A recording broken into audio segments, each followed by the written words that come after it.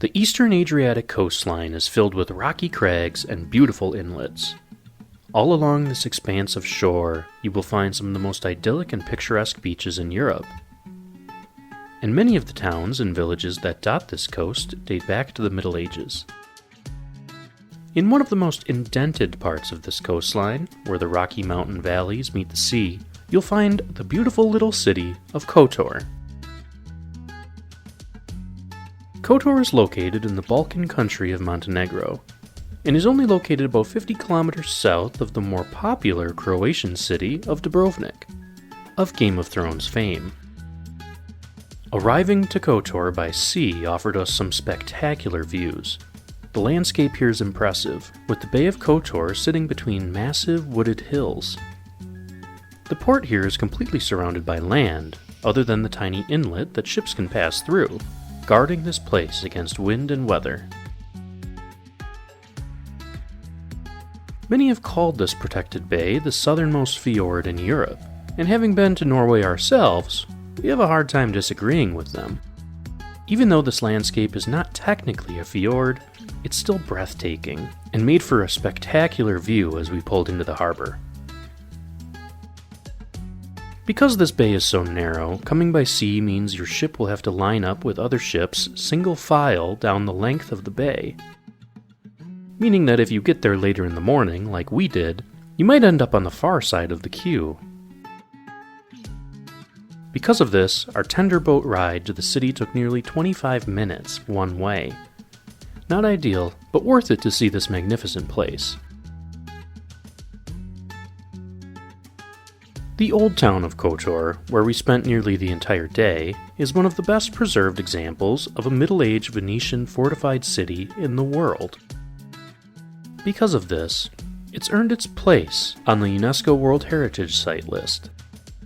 It's not really known when the first settlement was created here, but it is known that settlements thrived here during the Roman period, when this was all part of the Roman province of Dalmatia. After various occupations and wars in the Middle Ages, the city became part of the Venetian Republic. Eventually, it passed to the Habsburgs, the Kingdom of Italy, and the Kingdom of Dalmatia, before becoming part of Yugoslavia after World War I. It was at this point that the city first became officially known as Kotor. All around this valley you can find treasures from the ancient past. And as you pull into the port, it really looks like you've traveled back in time into a world of small alleyways, stone houses, and a thriving maritime trade.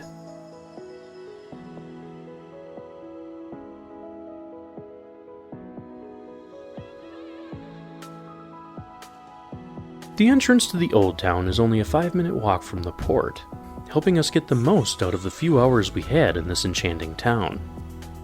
There are several small squares throughout the old city, offering up vendors, shops, and stalls all around. All of the houses are only a few stories tall, allowing visitors to see the beautiful cliffs that cast a shadow on the city in the early morning hours.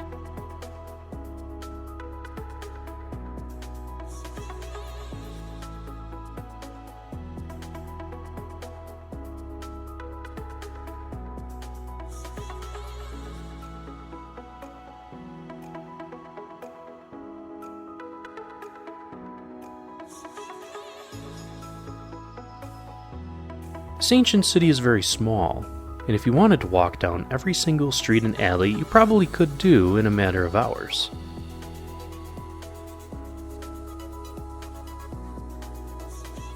The entire population of Kotor is only 13,500, many of them living outside of the old walls of the city. From end to end, the old town is only about 300 meters long, making it an extremely compact place, perfect for a day trip. Throughout the city are various churches and temples. The first one we saw was St. Nicholas Church on the north side of the city. This Serbian Orthodox church contains several beautiful paintings and relics from the past. While this church was only built in the early 20th century, you definitely get ancient vibes when walking into the sacred halls.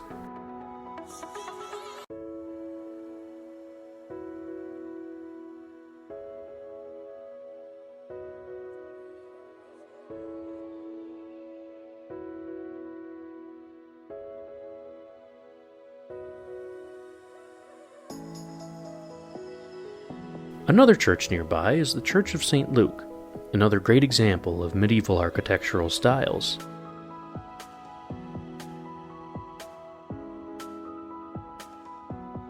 One of the major attractions here is something other than the amazing architecture, the beautiful landscapes, and the interesting history. This attraction is much more feline. Kotor is known as a city full of cats, and is hailed as one of the largest cat sanctuaries in Europe. There are hundreds and perhaps even thousands of stray cats that wander within the city walls. But don't worry, they are well provided for. Everywhere you look, there are bowls of food and water for these furry friends. And there are even vendors from whom tourists can buy treats to give the cats. The attitude towards cats here is extremely friendly and welcoming, and much of this is attributed to folklore, with many Montenegrins believing cats have saved the city time and time again. These saviors have warded off many of the rats, mice, and snakes that thrive in the hills around the bay. And it's believed that because of this, the felines have saved many of the people in Kotor from disease. It's believed that because this port city was such an important trading hub, cats from all over the world would board ships and disembark in Kotor, where they would stay because they could find prey easily throughout the city. The cats have come to symbolize good luck, and while many of the homeowners in the city do not outright adopt the cats, they do feed them and care for them, allowing these cat populations to thrive. Needless to say, Katherine loved having all of these cats around. You have a new friend now? Yeah. Because of the cats that populate the town, one of the most visited tourist attractions here is the Cat Museum. This museum is just 3 rooms filled with memorabilia, medals, coins, signs, books, and any other item that talks about cats and the history of cats in Montenegro. While it's definitely not the best place to be, an entry price of only €2 makes it a bit of a novelty and worth the visit.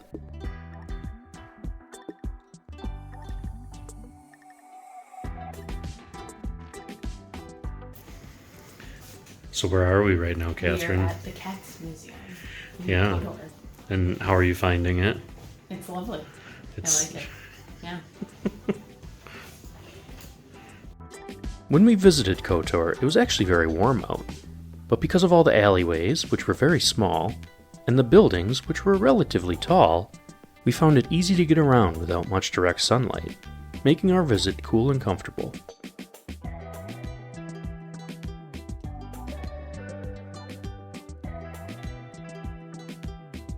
On the south side of the city, we found ourselves looking at another attraction, one of the tallest and most ornate buildings in the town, St. Tryphon's Cathedral.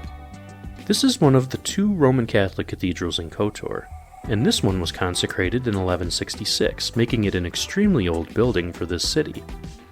Parts of it were rebuilt after the earthquakes in 1667 and 1979, but it still stands tall today and offers some interesting views and relics to visitors.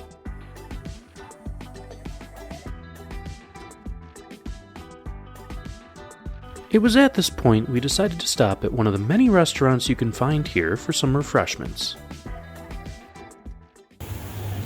So we're just sitting down, we're going to have a little drink. We're not going to have food though because we get free food on the boat. Yeah, just sitting down and looking, see what kind of beer we can get. I really want to have a like a local, something local. So, looking forward to it. We will say Kotor is really nice. They got the cats, which of course Katherine loves, but it is hot. Yeah. It's hot. Luckily, there's a bunch of like mazes throughout the city. I mean, there's a bunch of little alleyways and things like that. That keeps it cool. The sun keeps the sun away. A lot of these restaurants have outdoor seating that's all covered, and they have misters going on frequently as well. So it's nice here sitting. We've been making a lot of use of this map because for some reason our internet through Deutsche Telekom, and Katherine actually has O2, is not very good here. So we're basically flying blind here without GPS, but we made it through. We'll make it back to the dock okay, I think. Kotor is pretty small. So we ordered the local beef here. We asked them how to pronounce it, but I wouldn't even know how to pronounce it. Nitschishko. That's it? Okay. Nitschishko, yeah. From this spot in the city, you can look up into the hills and see the vast fortification network that was built around the settlement hundreds of years ago. These walls were then further fortified by the Venetians.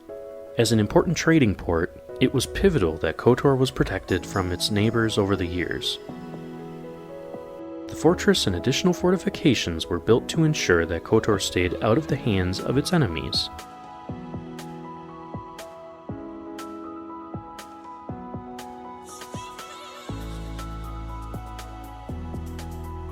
We were not quite sure what to expect when traveling here. After all, Kotor was not really on the top of our travel list, and it's not for many people. It's relatively difficult to get to, and probably not worth an entire trip to Europe in and of itself. However, we absolutely loved this picturesque little town. If you make your way out to the Balkans during your European adventures, we strongly recommend taking a short trip to one of the best preserved medieval cities in the world. You won't regret it. Thanks for watching this video. We hope you enjoyed, and be sure to throw a like and subscribe if you did. We'll see you in the next one.